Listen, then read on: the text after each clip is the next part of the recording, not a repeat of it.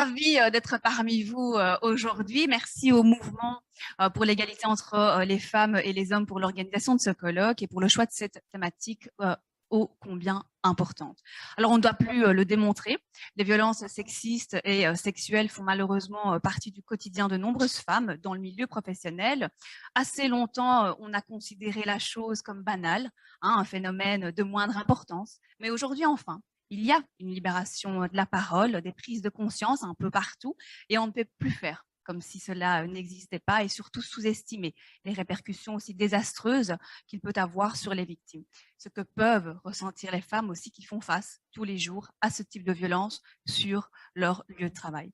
Alors c'est vrai que de notre côté, arsenal répressif, il semble déjà bien fourni, hein, mais il faut encore pousser les victimes à en parler et à ne pas rester seules face à leurs agresseurs. Il faut mieux aussi les armer pour répondre à ces agressions et les encourager à aller porter plainte. Car oui, la violence sur le lieu de travail, que ce soit au travail ou ailleurs, doit être dénoncée et peut être portée devant les tribunaux. Il est aussi important, je pense, de considérer le sexisme au travail à travers le spectre de la violence faite aux femmes et de s'y attaquer de manière transversale.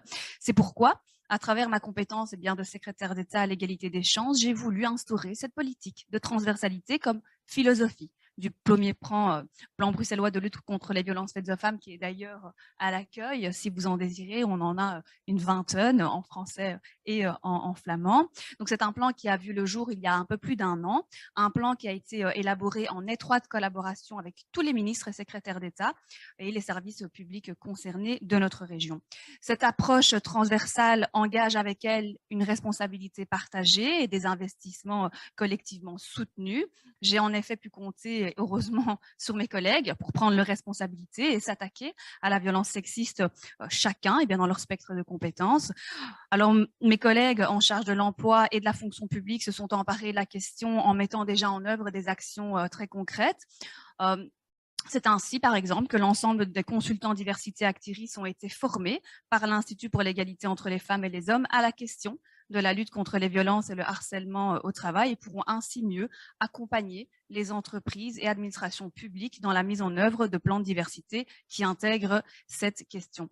Concernant la fonction publique, Talent Brussels organise, en partenariat avec l'Institut pour l'égalité entre hommes et femmes, des formations sur le sexisme et le harcèlement en contexte professionnel et leur impact sur les relations de travail, de même qu'une formation sur l'impact des violences entre partenaires au travail pour les managers. En parallèle, les assistants sociaux et personnes de confiance et services de prévention de toutes les administrations régionales et communales bénéficieront bientôt aussi d'un outil pratique sur lequel s'appuyer pour la détection, prise en charge et orientation des victimes de violences entre partenaires.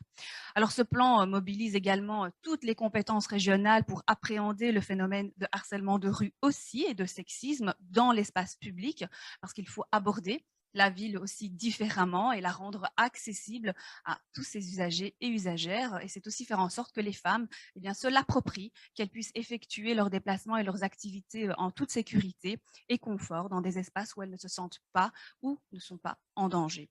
L'intégration de la dimension du genre dans les décisions relatives à la construction, à la planification et à l'organisation de notre ville et de nos communes peut contribuer à en faire aussi un lieu attractif, égalitaire et accessible à tous. Il s'agit tout simplement de développer une approche intégrée à l'égalité homme-femme ainsi qu'une stratégie transversale pour la ville commune dans son ensemble.